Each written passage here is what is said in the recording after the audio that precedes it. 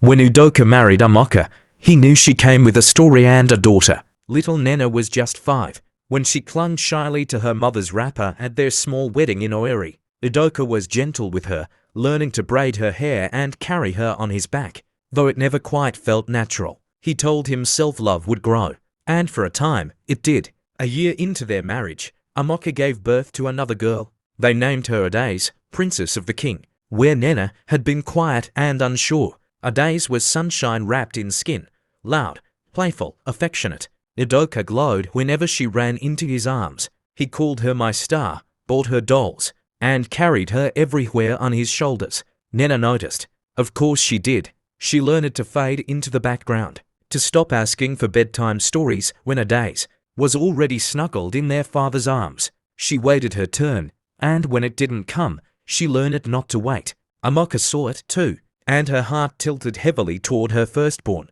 She held Nena longer at night, fed her the choicest piece of fish, whispered prayers over her before dawn. She told herself she was balancing the scale, but children are wiser than we think. Adaise, too, began to notice how her mother's eyes followed Nena with more tenderness, how her own tears were met with brisk patience, not the softness Nena received.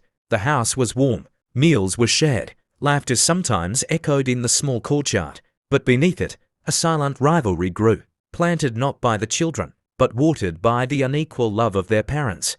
The girls grew up as sisters, playing, fighting, hugging, hiding secrets in drawers, but a thin veil always remained like dust on glass between them. Each carried an invisible ache of wanting to be wholly loved by both parents. One day, in their 20s, after Amoka passed and Aidwale had grown frail, Nena sat beside Adaise under the mango tree in the compound. "You were always his favourite," Nena said, not accusing, just stating. Adaise looked down, "And you were hers." They both went silent. Then, like a thread being pulled, a truth unravelled. "It hurt," Adaise whispered. "Me too," Nena said. That day, without their parents' shadows between them, they cried not as rivals, but as sisters. And in their shared pain, they began again, not with perfection, but with understanding.